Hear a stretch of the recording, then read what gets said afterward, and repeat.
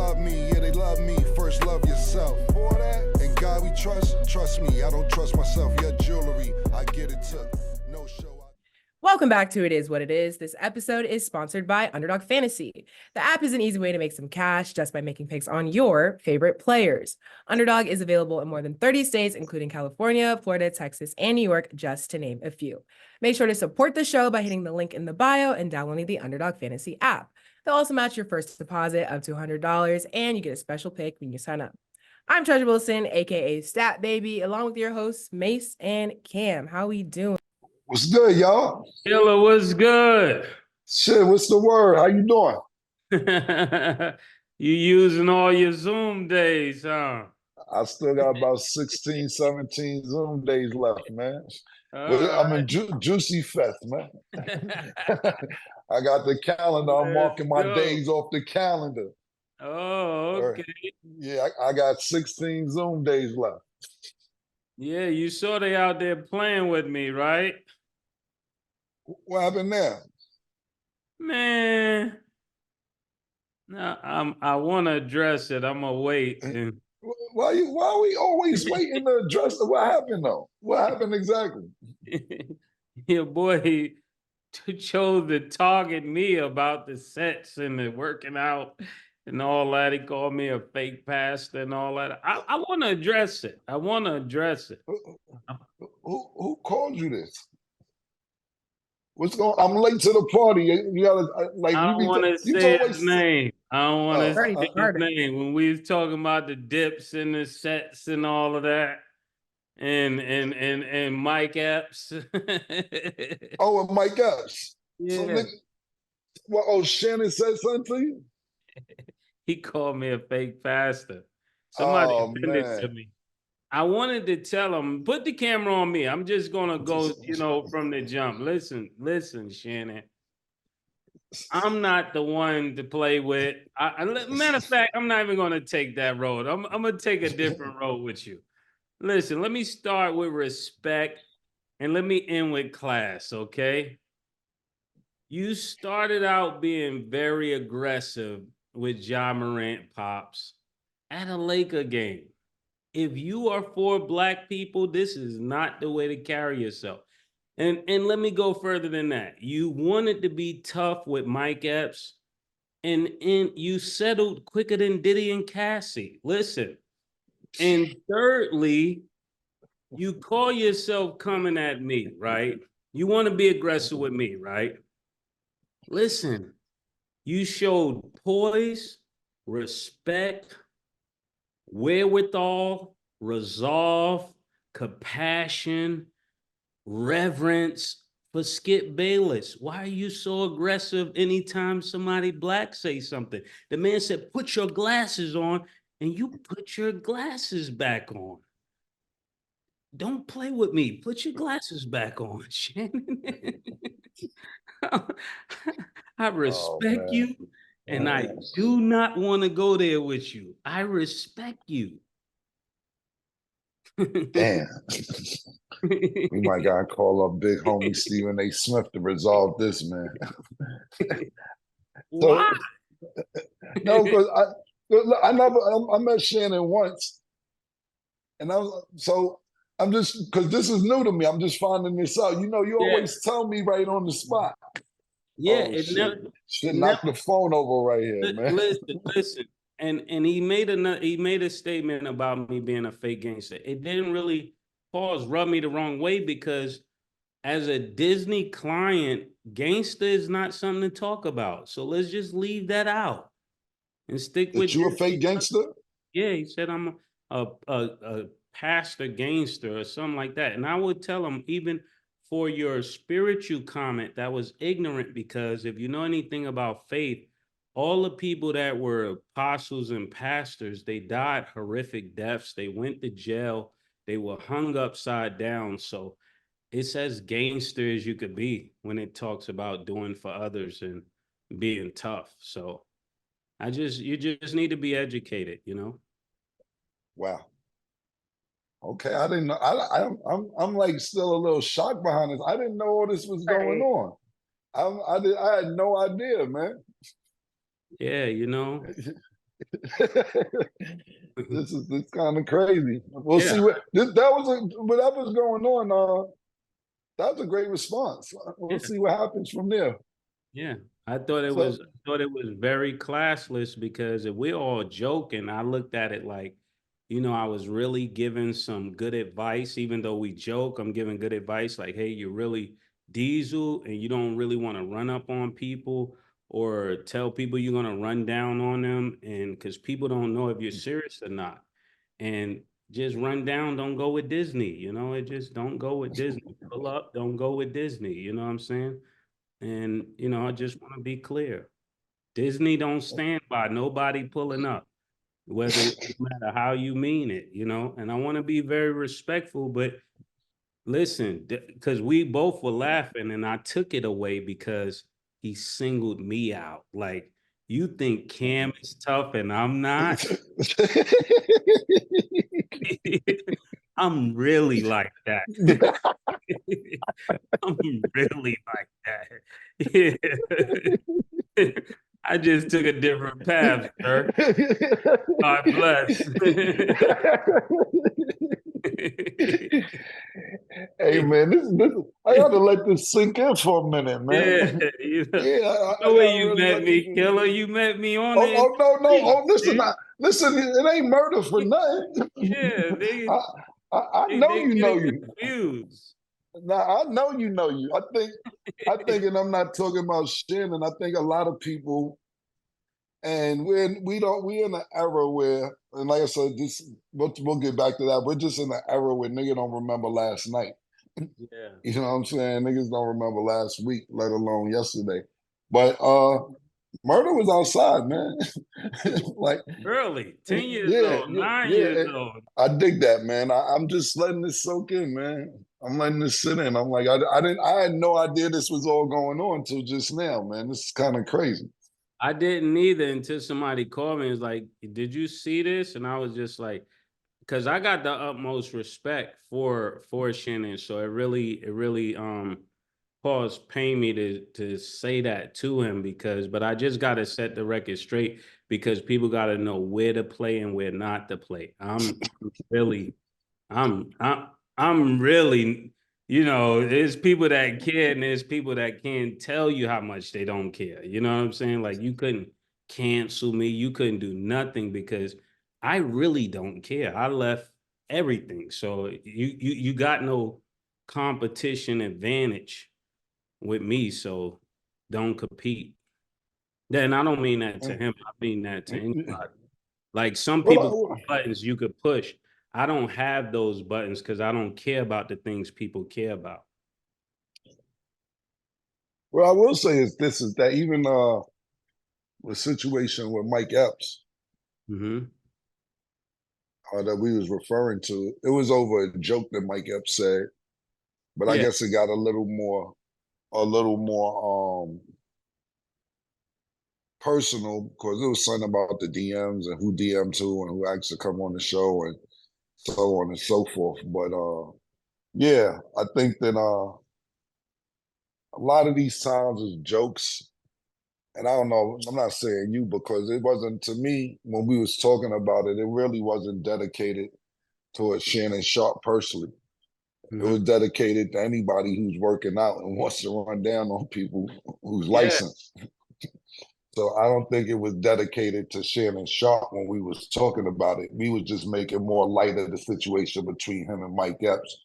But I'm just saying, and I'm not talking about Shannon Sharpe, I'm just saying anybody, UFC fighters, boxers, grapplers, no disrespect, Nick. Niggas ain't wrestling with y'all niggas. And I wanted them to know we don't advocate for violence or anything like that. We was just saying, like, you could be highly emotional and really get hurt. You know what I'm saying? And that's what, more so for me, I was giving advice on that, but doing it in a funny way. And I said it was a joke. So I don't see why somebody take it like that. But I'm off it. I said what I had to say. I had no idea this was going on, man. Yeah, I'm very clear. So before we get into the topics, I know you said what you had to say. Is there anything that you want in return? Like, do you feel like you need an apology, or you feel like it's whatever? Like, what's solution for you? I know that I know the people around him gave him good advice. His sister said, don't go that route, take the high road, and I'm taking the high road as well by just addressing it and trying to be respectful. Because I mean, I watch Shannon Sharpe, watch the things he do on TV, but I don't tolerate nonsense from nobody. Like me, I'm like a really no nonsense person. Okay. We'll see what happens next. Yeah. What a way to start the show, y'all. Yeah. Okay. Oh, okay, so right. Let's go. Okay. So let's get into last Thursday. The Bucks lost to the Well, Grizzlies. hold on before we start real quick. I want to we first of all we want to apologize to the people that came out to see us in Indianapolis. The weather, the flights, everything got delayed, and anybody who showed up, we truly and sincerely apologize for not being there. Stat, thank you for holding it down for us.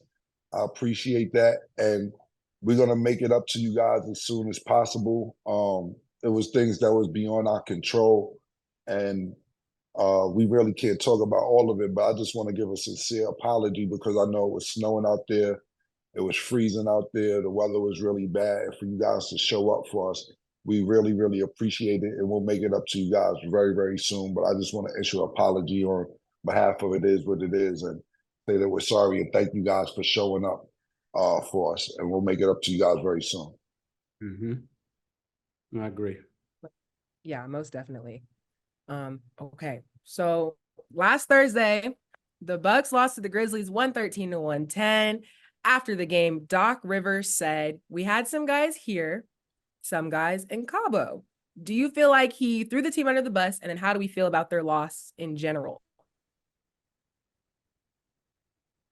Well, to me, I think the 10 games is up. The 10 games is up. We said this when he first came aboard, just like with Tyronn Lue. And when people hear me speak, I want them to know I'm just here to tell the truth. I'm not here to like pick a side on anything. I'm just here to give an honest observation. Like when I look at the Bucks, that team has enough talent to win. They have enough talent to win right now. They don't need an extra year. And it's going to be on Doc to get that team to win. But it doesn't seem like he has the control yet. It doesn't seem like it. And I'm not sure if this type of accountability is going to work. Like Mark Jackson says, there's people that want to win, but they want to win at their own way, or something he said, but it was a really good statement. People want to win on their own terms.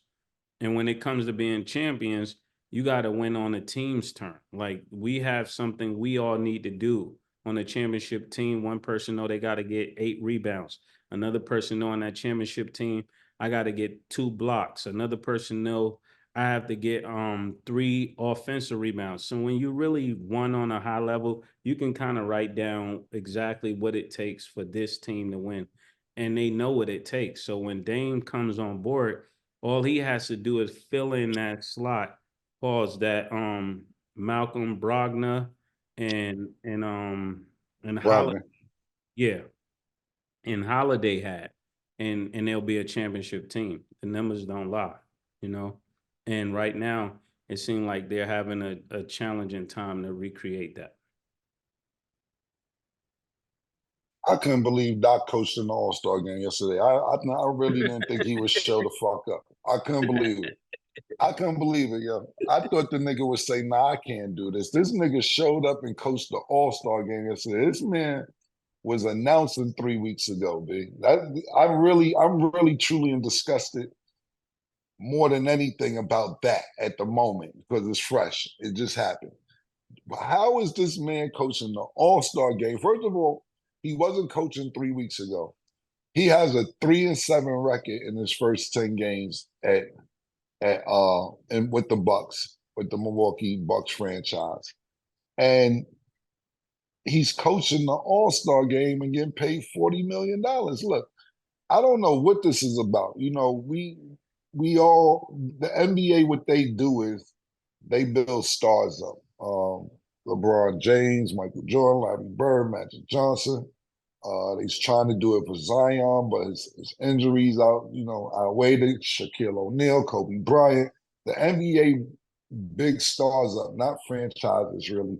And that's why we get so disappointed when certain players don't play, because this has been advertised for us to see. I don't know exactly how this is working as far as the coaching is concerned. Like, I know Doc Rivers is a big name in coaching, but why is he a big name? He won one championship. I don't know. What I would say about the comment that we're talking about is this. We're in an era where, and Doc is kind of an older coach. He's been coaching for a long time. We're in an era where these players don't take well to comments like that. Half of us was in combo, half of us was here. Like, that's the old era where niggas could take that, where T-Mac, Tracy McGrady may want to hear that, or Kevin Garnett, or Ray Allen may want to hear that. These young niggas don't want to hear that shit, because the nigga be like, half of us was in combo, half of us was here. Well, all of us was here 3 weeks ago, and you wasn't. Yeah. So what are you talking about? The X's and O's ain't matching up. I was looking at a clip the other day. This is Patrick Beverley's first game that he played with the Milwaukee Bucks. And during the very, very, very first time out, Patrick Beverley grabbed the clipboard and the marker and was doing X's and O's, showing Brook Lopez how to move on the shit with the X's and O's. Yeah. And Doc just looked over and was like, let me get the clipboard real quick. But this is the shit that I'm talking about. You got Giannis, you got Portis, Lopez brothers been around for a while. Damian Lillard been around forever. Him and Patrick Beverley don't even really fuck with each other. And this is what was coming in. Like, Doc Rivers has a job to do. You coached Patrick Beverley last year. We don't know if the team's going to consider this favoritism, how they going to look at it. Because I'm just thinking myself, if I'm a Milwaukee Bucks player and this happens, and Patrick Beverley been on the bench for 6 minutes of his Bucks career, and he's grabbing the board and the marker to tell me what to do. Nah, bro. Both of y'all just got here, man. Both of y'all niggas just got here. You've been here literally 6 minutes. No, I'm not exaggerating, bro. I'm talking about it was the first time out with him on the bench. Literally, you got the chart, you got the board and the marker telling Brook Lopez. Brook Lopez walked off. He walked off on Pat Bev. He just walked off on him. I don't know where this is going. I agree with Mase. They have the talent to win right now. And it's not showing. This is not the production that Ty Lue had with the Clippers when he said 10 games. And I don't think that this is a good sign saying that walking into All-Star break. Like I said before, this may linger for these young niggas. Who is he talking to? How much in combo? Nigga, fuck it. Yo, Doc, we don't know you. They really don't know you from playing. They don't know you with the Hawks and the Knicks when you was a player. They know you as a coach. And they know you have the most 3-1 leads ever in playoff series and lost them. You have the record for that, Doc. That's your record. That's what you hold, pause. That's your record, my nigga. So I don't like the comment just for the simple fact, if he was there all year, maybe. But for somebody to be there 3 weeks and make those comments to new players, I don't think they have the mental capacity to take shit like that. And sometimes you have to find a new approach. I would say this, even though they're not winning and they're not even in the playoff picture right now, I think Pop accepted that once a person like Kawhi Leonard came around. Oh, these are different type of kids. These are different type of players. I can't talk to him the way I talk to Tim Duncan or the way I talk to Ginobili or Tony Parker. This nigga's about to be my franchise player. Let me take a different approach with him. And sometimes you have to change your personality to match your player's personality. Yeah. All good points. I do think the comment was super unnecessary and something that the team probably didn't want to hear, and everybody has to kind of just kumbaya after it because it was said and now it's out there.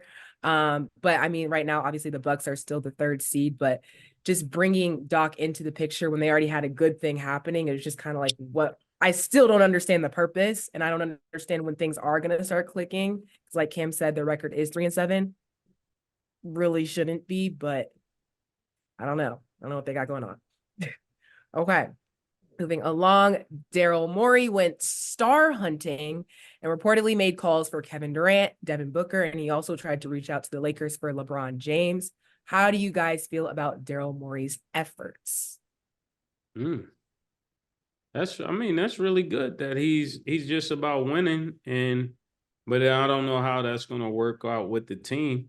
When people don't feel like they're secure, they're going to do things that shows their insecurities, and that's not going to be well for a team, especially when you're trying to create a championship culture.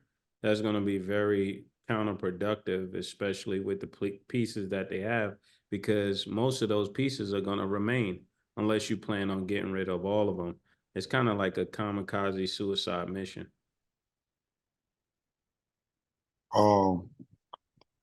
What I'll say is this about it is that I really believe he's trying to salvage the season with Joel Embiid being hurt and not sure if he's even going to come back this season. That's my particular opinion. I don't know what seed Philadelphia was in. I believe it was 2nd and 3rd when Joel Embiid got hurt. Right now, they fell to 5th. They're behind the Knicks, actually. And they're saying, what do we need to bring on to save this season? And hopefully hold on to a playoff spot. So if Joel Embiid does make it back this year, at least we're in the playoffs. As far as the players he went after, I heard a little bit about this, and everybody he went after, when they said, so for instance, when he called Rob Pelinka, who's the GM for the Los Angeles Lakers, when he called them and asked questions about LeBron James, and Rob Pelinka was like, come on, get the fuck out of here. Matter of fact, you know what? You want to give us Joel Embiid? Oh, nah, never mind. Everybody he called said, are you willing to give up Joel Embiid? And he wasn't. So they was like, what the fuck are you calling us for? You calling us for franchise players that don't want to give up your franchise player. You're not making a lot of sense, my nigga. But I understand where he's coming from. But when you're calling other teams trying to get franchise players and don't want to give up your franchise player, I don't know what the fuck you really think is going to happen. Nobody's listening to that conversation, Daryl Morey. Now, I respect it. It looks good, and for the owners of the team, it looks like you're trying to bust moves and make shit happen. But look, it's not your fault. Joel Embiid got hurt. Tyrese Maxey is an all-star. Are they going to make the playoffs without Joel Embiid? We have to see. You know, you still got Cleveland. You still got New York, who's looking good. Orlando fell, but they're still in the picture. Miami, we never count Miami out. You understand? We're not even talking about Boston, of course. It's going to be a close race, and Daryl Morey knows that, and he's trying to hold on to get in the playoffs to hopefully Joel Embiid coming back. Me personally, if they're 8 seed or something like that sneaking into the playoffs, Joel Embiid's career is bigger than just this season. He's not the youngest player in the NBA, but he's definitely not the oldest. He has a lot of time left. And I know he was having a tremendous year this year. He had 70 points earlier this year. But I get it. But Daryl Morey, you sound stupid to me. You sound like you're bugging. You don't want to give up Joel Embiid, but you're calling for Kevin Durant. You don't want to give up Joel Embiid, but you're calling for LeBron James.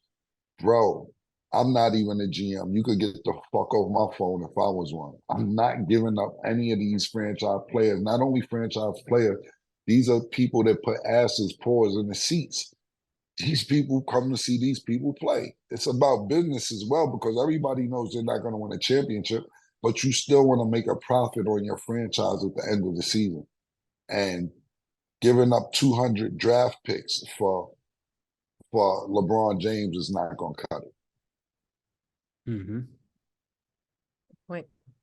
All right, y'all. So Klay Thompson came off the bench in the Warriors versus Jazz game for the first time since his rookie season. So March 11th, 2012.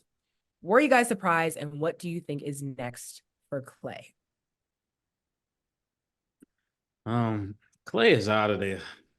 He's out of there. I mean, when you get to a place, like we spoke about this last week, when you get to a place where you've been a superstar and now they got to transition you to a different role, it's very hard because you already got seniority. There's people that already look up to you. And even if you're trying to do it in a good fashion, it's just sometimes you just can't have the person there when you're trying to change the regime. It's like a clearance sale. Everything must go. It's not, you can't have a person around that's a part of the problem, because problems are not solved on the same level they're created. So if this is the person that created these problems, they're definitely not the solution for it.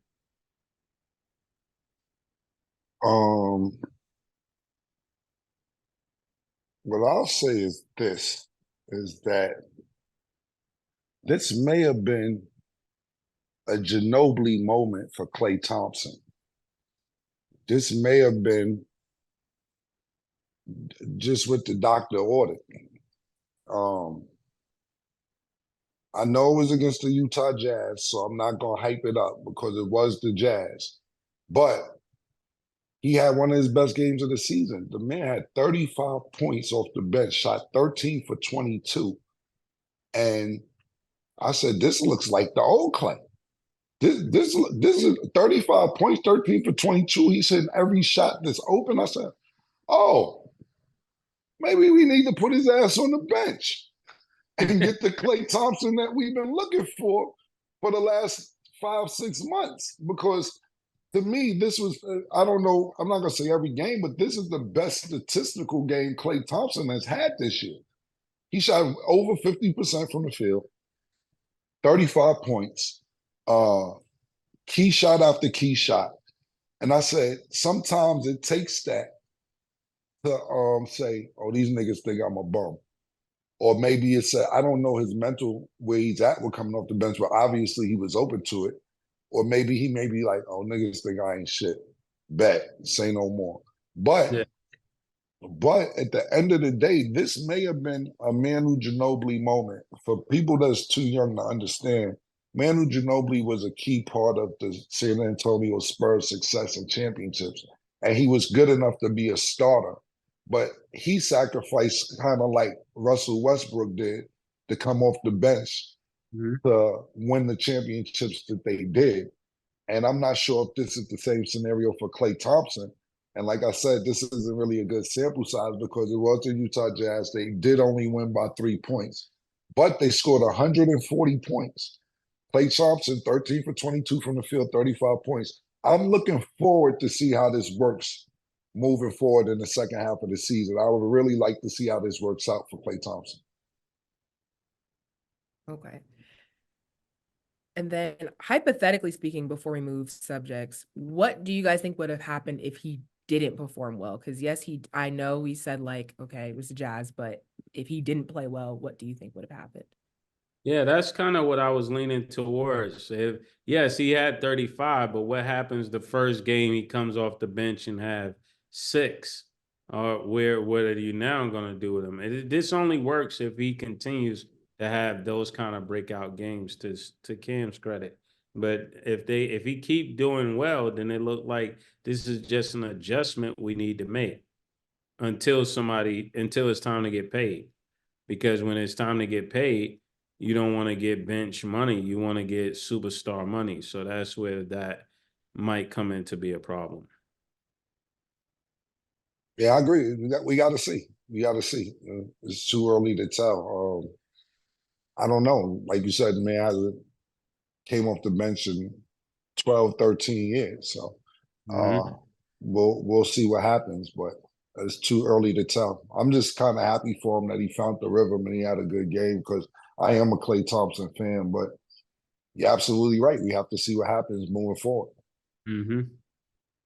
Right. I think really my last thing I'll say about this is that, and I don't know if it's too late in his career to do this because Klay's in his 30s. He had a spectacular career moving forward, but he really needs to work on ball handling and getting niggas off him, pause when they're on him. He has one of the quickest releases, pause, in the NBA has ever seen. You know, he had 70 points with 11 dribbles. That means when he had the 70 points in 3 quarters, he only dribbled a total of 11 times that whole game. But because he catches and shoots so well. But when you can't move as fast as you used to, you need to create space.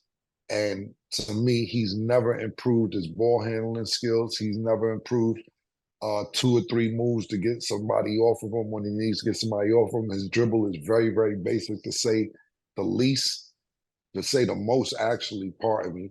And during the summer, I know you need to work on your shooting because that's what they pay you for, but you need to learn how to get a nigga off you. Like, I'm in my late 40s. I could get a nigga off me, pause, today.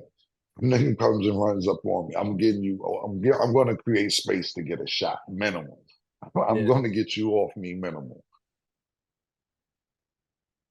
Okay. Well, speaking of Klay's job security, Charles Barkley said, y'all can make fun of the Thanasis. That guy's got better job security than a Supreme Court justice. What do you guys think about his comment? See, this is one of those things where you're telling the truth, and it's sad that we're in a society where people just don't like the truth. This is the truth. Like, he's not going nowhere. It doesn't matter how we feel about it. It doesn't matter what the box score says. When he moves, Giannis moves. That's all you got to remember. Just keep that in your Rolodex and understand that the day that you move his brother, whoever moves him, if you want to know if Doc got control of the team, ask Doc to move his brother. If Doc move his brother, he will find out that he doesn't have the control he thought he had. Because they're a package deal. Yeah, man. Everybody been saying it. It's a big deal because Charles Barkley said it. Like, everybody been saying this shit. It's not nothing new, you know. And I'm not knocking Giannis. You know what I'm saying? Or his brother. Yeah. If you could get away with it, get away with it. You know? And if his brother could halfway play, we developing other niggas, pause. Develop my brother. Yeah. And we know when it comes to the playoffs, the lineup shrink. You play 7, maybe 8 players during the playoffs. Anyway. Some other 4 roster spots in case of emergency. Somebody gets injured, somebody's in foul trouble. You need to commit some fouls on certain people, a hack-a-shack situation. It shrinks down. If we look at the championship last year, as good as a player as Reggie Jackson is, he got no playing time, 0. It was Jamal Murray and Bruce Brown in the guard position. And Reggie Jackson's a great NBA player, outstanding if you ask me. But when the playoffs come, the lineup shrinks down. And if Giannis may be aware that somebody who won a championship, he's saying, look, you ain't going to sit and tell me my brother can't be 9 through 12. Yeah. And we doing 9 through 12, he could be 11. Yeah. There's no reason he can't be 11. So I think this ain't really news. I think people are saying this because Charles Barkley is a voice that people are used to, or people respect, or people always, watch this show. This show's very entertaining.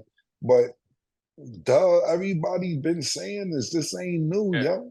It's just that Charles Barkley said it now, so now niggas is like, oh, Charles Barkley said it. Everybody knows this, yo. It's not a secret. I don't really have too much to say about it because everybody knows this. And to Cam's point, let's even add another texture to that pause. When you think about it, when you're in these companies or corporations, or let's say NBA team, people always saying we're a family, we're a family, we're a family. So if we're a family, put my brother on the team. This is that simple. If we're a family, because that's what you're telling me when it's time to stay in Milwaukee. If I'm Giannis, you telling me his family. So I'm saying this in agreement with his brother should be on the team. According to what Cam said, if those are the spots and you're not really going to be playing anyway, they could have gave me a 10-day contract. Yeah, and to be honest with you, it's just more because it's his blood brother. Yeah. It's been several times where people hire friends or get friends jobs or mothers, management, momagers, and so on and so forth. It's because it's his blood brother. We talked about how Michael Jordan had Patrick Ewing coaching or assistant coaching, pardon me, the Charlotte Hornets at one time. No, and his credentials didn't call for that. But that's his man. So he gave him the job. It's a lot of times, and I can't sit here and I'm probably think of a list where how many times a nigga got hired, and then not just NBA or any situation, because that's your man. Yeah. Now give him the job. That's my nigga. Give him a shot. So that's his blood brother. And you got to realize they're not from this country. And Giannis is very, very, I don't want to use the word stubborn, but in his own world. When I say that, meaning that they invite him to come play in the summertime, the Kevin Durant's, the LeBron James, and all Carmelo Anthony's, when they all go play in the summertime and play with each other and get better. Giannis never goes. He says he doesn't want to go play with them in the summertime. He says he's cool. I don't have to be there to get better, to play with these guys. Secondly, he's not from America. He's been in Milwaukee his whole career. So it isn't like he's impressed by, not saying he doesn't go there in his off time or in the off season anywhere else, but it isn't like he lived in Miami or lived in Los Angeles or lived in New York. He's from Greece. He's in a new country. I need my man with me. It's that simple. My man got to be here. My main man. my main man got to be here, yo. Honestly, if anybody could do it, they would do it too. So you can't even. Right. All right, y'all. We're going to go to break. And when we return, we will talk about the Celebrity All-Star Game. Don't go anywhere.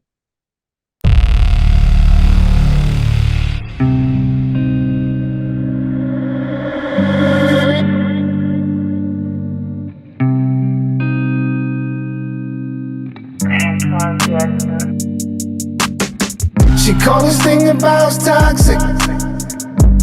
4 years and counting. Got you feeling like an option. Maybe I'm my own problem, babe. She tired of hearing I don't know. What's stubborn in me won't fall.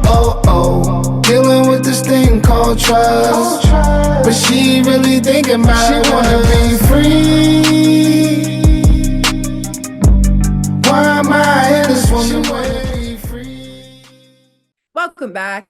Now let's get into our underdog fantasy picks of the day. On Thursday, the Magic will play the Cavs.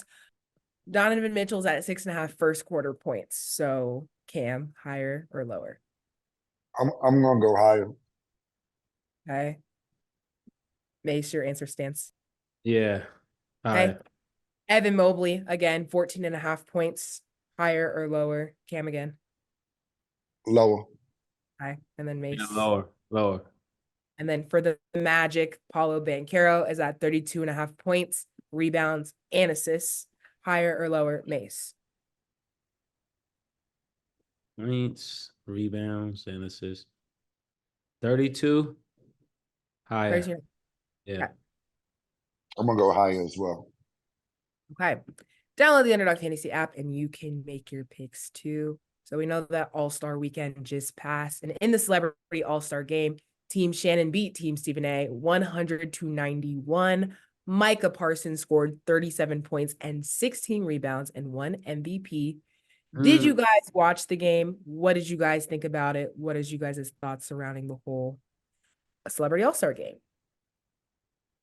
I didn't watch it because I thought Killer was playing and they ain't play. So once the Killer wasn't playing and then Chris Brown wasn't playing, I was watching it for niggas like that. I saw one thing where they ain't pass on Kai the ball. I was like, that was me and Killer. That's exactly how I felt when the nigga didn't get the ball. So Kai, wherever you're at, that's exactly how I felt when you go watch Killer season. That's exactly how I felt. What I gotta do, bro? What I gotta do to move on? I'm just asking. What do I gotta do? What I got? It was just content, Killer. It was just content. This is literally Yo, 32 years old. Yo, The Killer, real, it was this just is 32 years old. Killer. Because it comes up once a month. It's not just content. It's not. Every time, see, y'all don't even see all the times this gets mentioned when nobody's around. We do business deals and stuff like that, and Mase says, see, when you pass me the ball, we win. It has nothing to do with basketball. It'll be stuff that has nothing to do with basketball. And he says, see, when you pass, we in business meetings and they go well. And he says, see, when you pass me the ball, what do I got to do, man? We can't go back to the garden. Yo, publicly, I forgive you, my nigga. It's water under the bridge now. No, listen, I understand you forgiving me, but not, I just want to know why this is mentioned at least once a month. People don't see it when this gets mentioned. What I'll say is this. No, every time something happened, niggas hit me on the gram like, yo, see the way this nigga Kai was right there. That's how you was, murder. They lure me in. Was Kai on the same team as Michael Parsons? Because I didn't see it. Or they was on different teams? I'm not sure. On the same He was just like this. He was open under the basket. Niggas was like, yo, murder, this is you right there. You know, niggas Graham put me against niggas. Like, so I gotta stay off the I ain't knocking it. Never put you against niggas. Listen, I ain't mad. I'm just like, yo, murder. If this is you in the game, it triggered me. Yo, I ain't mad. Yo, listen, you can bring it up. I was just wondering. You bring it up wherever you want. I was just wondering if what is it something that I need to do that I haven't done yet? I was just wondering. I'm not mad. I was just wondering, is there anything in particular I just said it because it was content. It was just listen, Mase. Yeah. Beth, this is gonna be said again. I can bet you bottom dollar this will be brought up again. It's not gonna be said again. That was the last time I brought it up because now Kai. Let's make a bet. Let's make a bet before let's make a bet before the year is over. $100 that this will be brought up again. Let's make a bet. Because you'll forget it. You'll forget in May. In May it'll come back. Were they on the same team as Micah Parsons? Yeah, he was on the same team as Micah, but I do want to add, Mase, I don't know what your stats were in the game with Cam, but Kai had 5 minutes, 4 points, and only ran 9 miles. That was his stat line. So I don't know if the reason I asked this question is because I was Micah Parsons. 37.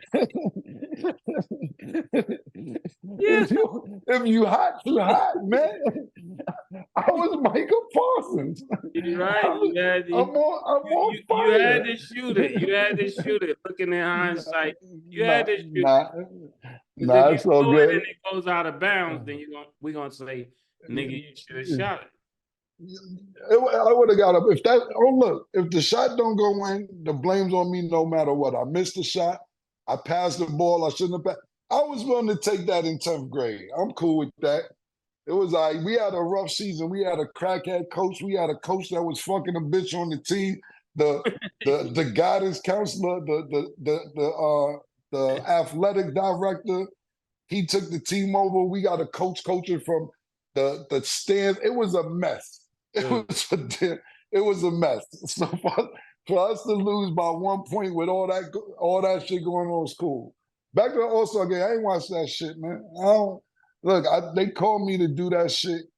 I had other prior obligations to not let me get in shape that I needed to be in to run 40 minutes, however long the All-Star game was. I would have loved to play, but I'm nowhere in full court shape to play 48 minutes. I appreciate the offer, but no, I didn't watch it. Look, I watched probably when Quavo played, Kevin Hart. I watched that. That was entertaining, not because it's back. Yeah, J. Cole, not because he was a good player, because he's entertaining. I don't know who like when you said, I'm not going to disrespect nobody, because I don't want to say I don't know who niggas is. You know what I'm saying?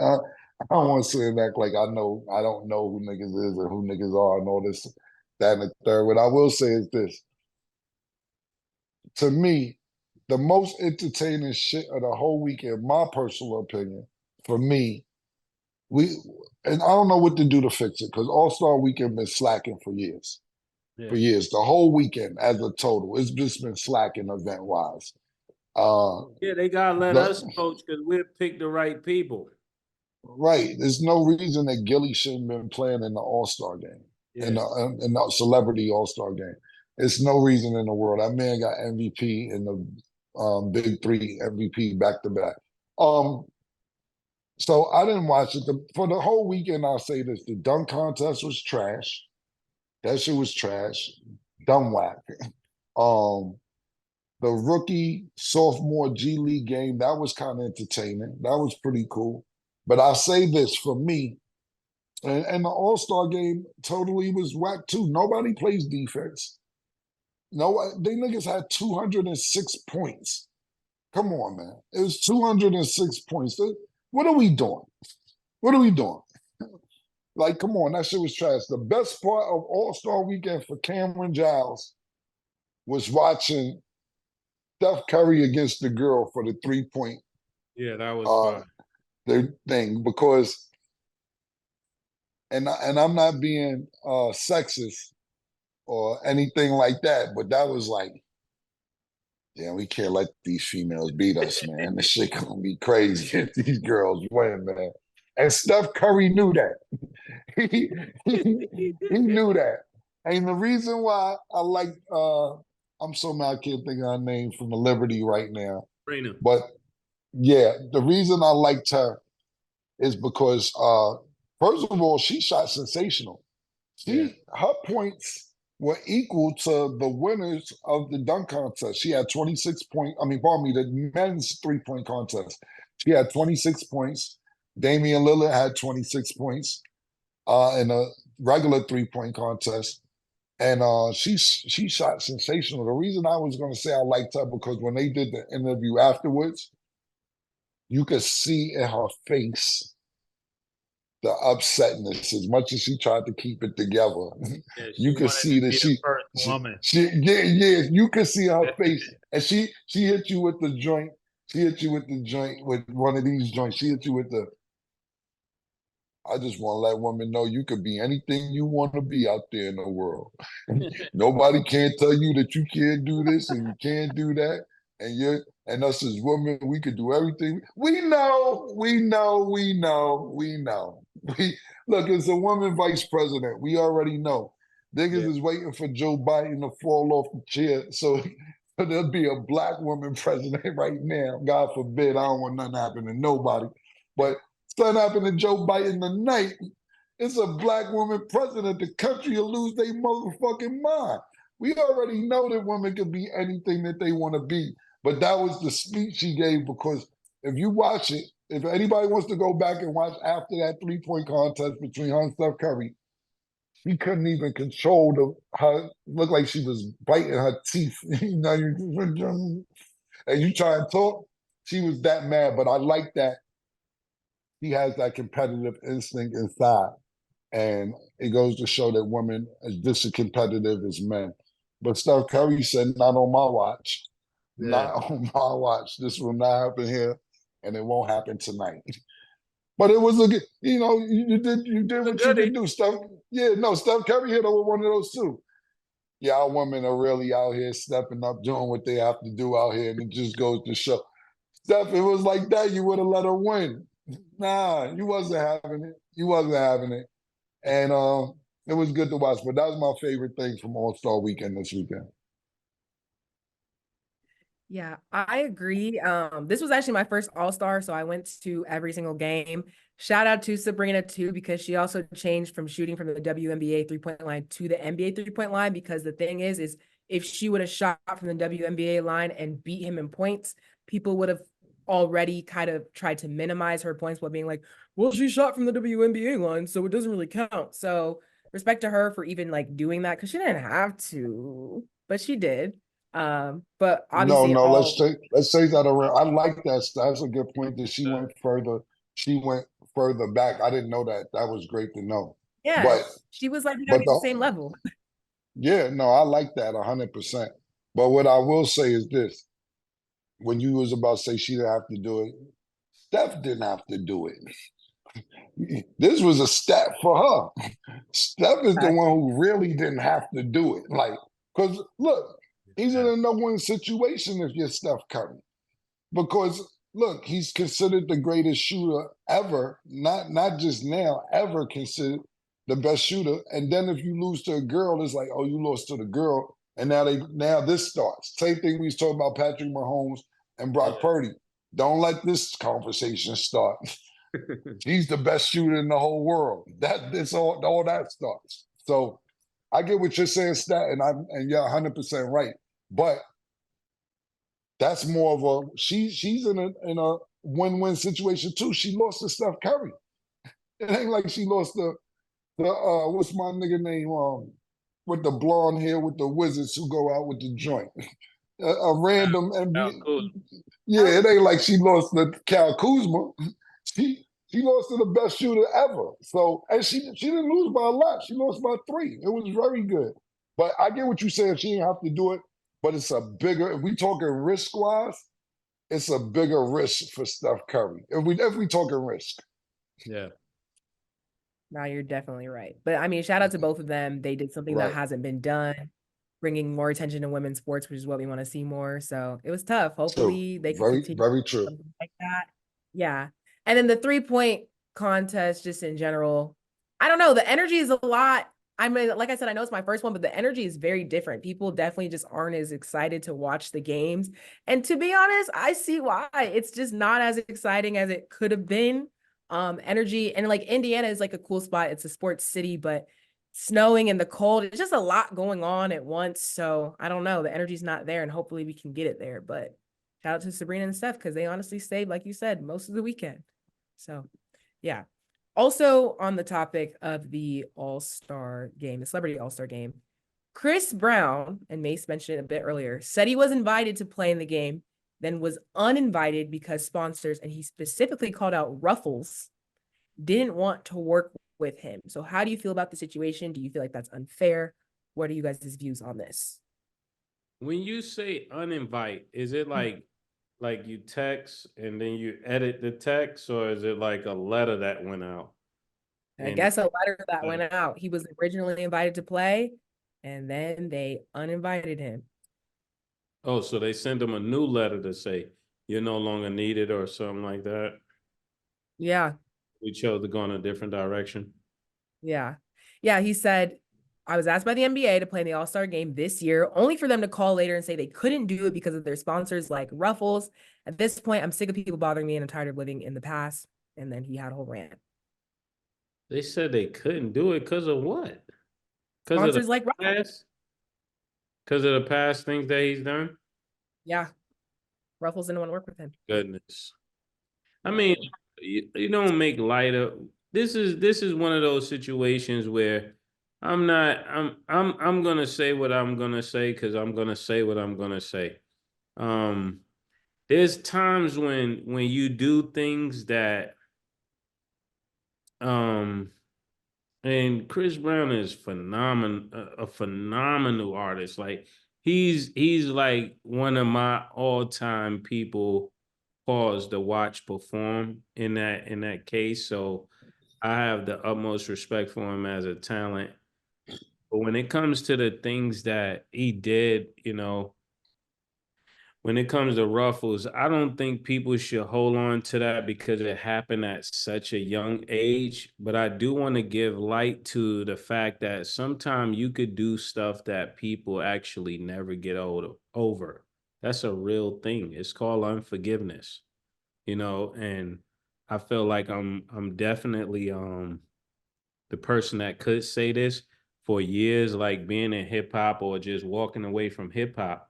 There's certain things I went through just because I made that decision, but nobody made that decision for me. I made that decision. And because I made that decision, it altered a whole part of my life. Good thing that things went well, but it did alter my life forever. It didn't just do it for that time. And just like he did that when he was young, I left music when I was young. But it's still, if I see certain people, they treat me the same way based upon that decision way back then. You get what I'm saying? And that's what I'm speaking to. So just like there should be grace for Chris, should be grace for me. There should be grace for a lot of people, but that's not really how the world works. How people talk about you and when you're present is not the same the way they talk when you're not present. And that's just something he's going to have to live with. And prayers go up for him for that, because I understand that, especially being a person that go through similar things. Yeah, that was great what you just said. Great way to put it together. What I'll say is this: Ruffles put out a statement and said we didn't say shit. Ruffles put out a statement and said, "Yo, nah, don't throw us under the bus." I believe Ruffles because Ruffles put out the statement and said, "This is a lie. This is not true." And whoever's creating this false narrative that don't want Chris Brown at the All-Star game, don't throw us under the bus and act like it was us, because we didn't. And the reason I believe Ruffles is because when I was going through the blogs today, they're in every comment. They're in the Shade Room comment, they in Hollywood Unlocked comment, they in Baller Alert comment, not just statement, underneath in the comment section talking about, we found out when y'all found out. This was not us. So what I take from that is, and they was very adamant about it. Usually I wouldn't take a corporation side, but I didn't even know Ruffles had a page like that. Ruffles was, yeah, they Ruffles was in the came right out. Ruffles, I'm sitting there looking because I screenshot some of the notes. Ruffles is in every comment. And what I believe happened was this, and I have zero fact behind it, but it's really not that hard to tell, is that somebody invited Chris Brown to the All-Star game. Somebody from the NBA or higher beings or so on and so forth said, we may not want that at the NBA game, All-Star game, because of his past. Let's throw Ruffles under the bus, not knowing Chris Brown was going to make a scene about it. That's one of them joints, yo, Ruffles don't want you to come. They didn't think Chris Brown was going to go public with it and be like, fuck Ruffles, fuck this, y'all calling me, y'all want to fuck with me, this, that, and the third. Ruffles like, hold the fuck on. I never said shit about you not coming to the All-Star game. And now it seems like it's a Chris Brown against Ruffles situation, when I totally believe Ruffles. I believe it was somebody in the NBA corporate office and said, yo, we can't have Chris here. You know what he did, Rihanna, shit got crazy. The nigga been on the pills, he been in jail. Nah, but it's not a good look. Let's wait and see. Let's just say Ruffles did it. And the way Ruffles defended themselves, I'm totally believing them, because they wasn't letting up. They was not letting up. No, all day, no. Who we need to speak to. Like I said, I followed Ruffles today behind the shit that they was doing. I was like, yeah, them niggas are standing strong. So I think this is something in the NBA office. who it is realistically, we're never going to find out because nobody wants to say it was them. So we'll never really know. But I don't think that Chris Brown's issue should be with Ruffles. I think it's a decision that was made. They blamed it on one of their sponsors, not knowing it was going to get public. And once it got public, they got to the point where we're at now. But I totally think that Ruffles did not say they didn't want Chris Brown in the game. I believe Ruffles. Mm-hmm. Yeah, I wouldn't even be surprised if that's true, because like I always say, a lot of the things that y'all be saying be the truth. But we Chris, just hold your head, man. Hold your head, Chris. Yeah. Okay. And then lastly, before we wrap, Usher was paid reportedly $671 for the Super Bowl halftime performance, but made around $52.5 million in exposure.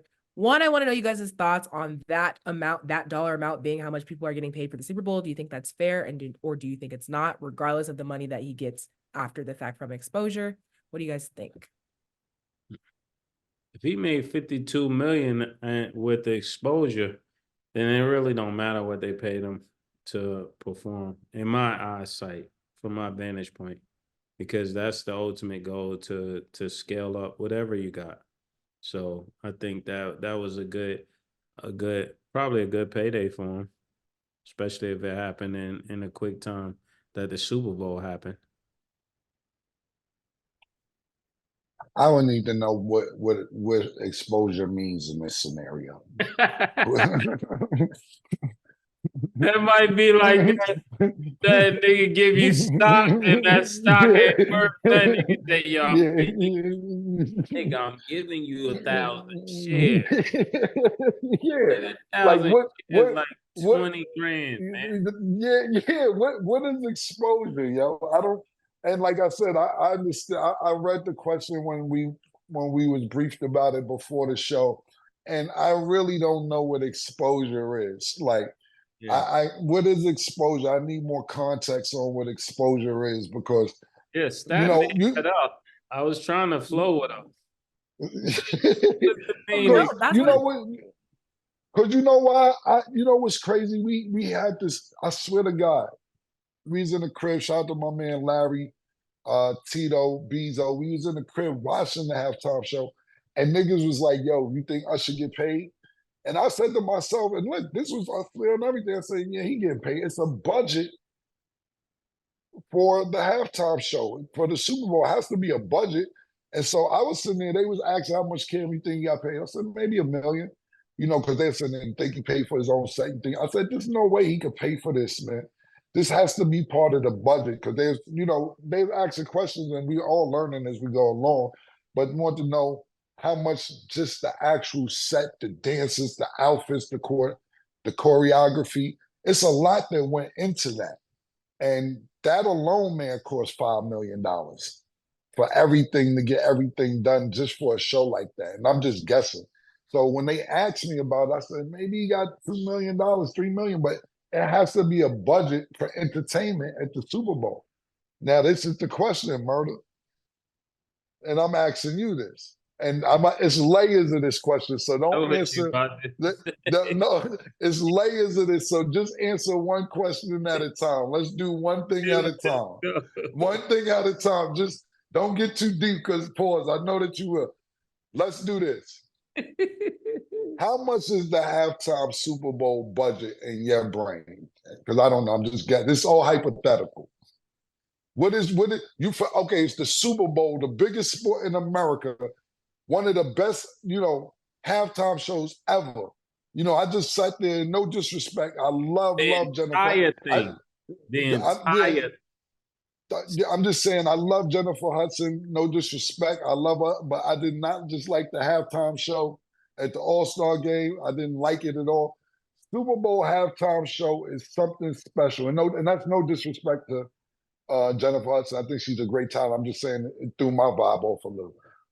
Back to Mase. What do you think the budget is for the halftime show of the Super Bowl? That's one question. Like, just give me a number. You ain't got to get in detail. What do you think the budget is? Trucks, lights, everything, or just the performer? when we sit there, okay, me and you, Yeah. we run the entertainment department for the Super Bowl. The NFL says, here is your budget for the halftime show. What is that? When I'm not getting in the trucks, I'm not getting in the outfits, I'm not getting coordination. I'm talking about when the NFL hands you over the budget, what is the dollar amount you think the NFL is giving for a halftime show?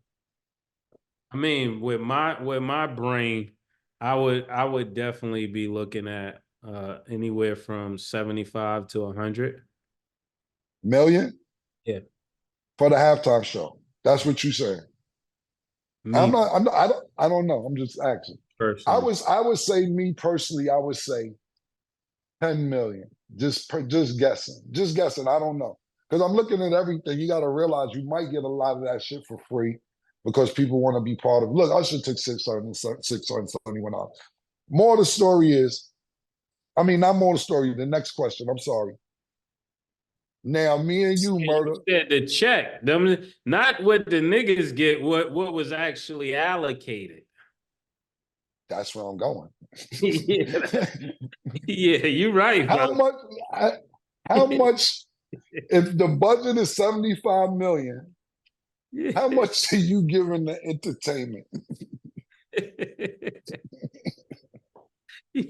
You just said it. They got about 10 to work with. So basically what you're saying is this.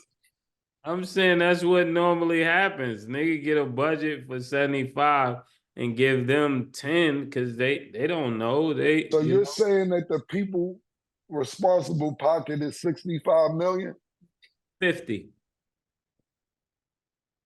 That's all I want to know. 50. That's it. So entertainment gets 10. Entertainment gets 10. Yeah, and the lights, we're gonna put 10. We're gonna put 10 into the lights. We're gonna blow it out. We're gonna do the bells and whistles. We're gonna put skates you never seen. We're gonna get Off-White to do your outfit. We're gonna get Dolce to do your skates. JD gonna get his Louis Vuitton socks. Matter of fact, everybody get Louis Vuitton socks, you know? Gift bags for everybody, killer, you know? But you go home with 50. That's capitalism. That's not me, that's capitalism. No, I'm just asking. Yeah, that's capitalism. I didn't make this country. I didn't make this country. I'm just asking. That sound like you want to add something because you have some information? Yeah, you brought up really good points. So I did obviously do some of the research. So usually it can go up to 10 million, but a lot of artists end up spending their own money. So The Weeknd at one point had put in 7 million of his own money for the halftime performance. So I don't know if that changes. No, so I was right. About 20 get spent on it. And then the other monies, because it's always, killer. I mean, we know business. It's never the number that was put on the paper. That's what they saw, and that's what they was talking about. You know what I'm saying? What the real number happened before it got put in paperwork. I mean, that's just how it goes. I'm just asking a question. I'm just saying, I'm just asking a question. That's why. Yeah, with the extra bells and whistles, you want balloons, you want confetti, nigga. You want to do it like real big, nigga. Like nobody ever did it. And you know, that's a great point too, Stat, because Larry was actually asking, do they put up their own money in them? And I told the nigga, it's no way. And I'm like, nah, nigga, come on, bro. You want me to go in my pocket for the Super Bowl? But that's great to know, because some people may want it to look bigger, pause or what it is, and get 50 million in exposure, whatever that means. You know what I'm saying? I don't know what exposure means in this particular scenario of what we're talking about. 58 million in exposure. Did that go directly in the bank? That's what I would like to know. No, that's the thing that's iffy about it, because it's like, yeah, their streaming sales go up, and in Usher's case, obviously he's going on tour. So some people might have seen the halftime performance, obviously, and they're like, no, we want to go get Usher tickets. So like that's reported money that he should get. But yeah, nothing is really pocketed. It's weird. If it ain't in the bank, it don't count to me. Yeah. Fair point. All right, y'all. Well, So let us know last thing. So Murder, you saying the powers that be took 50 million? I'm saying if they're as shrewd and as savvy as I think they are, of course they got about 50, 40. Yeah. All right. It's called capitalism. Just action. Like you ain't saying nothing wrong, just action. Okay, y'all. In the comments, let us know what you guys think about the dollar amount Usher reportedly got from the halftime performance. But that is all the time we have for today. Thanks for watching. And as always, it is what it is. Two Big Macs, like when they doing them 2 for $5.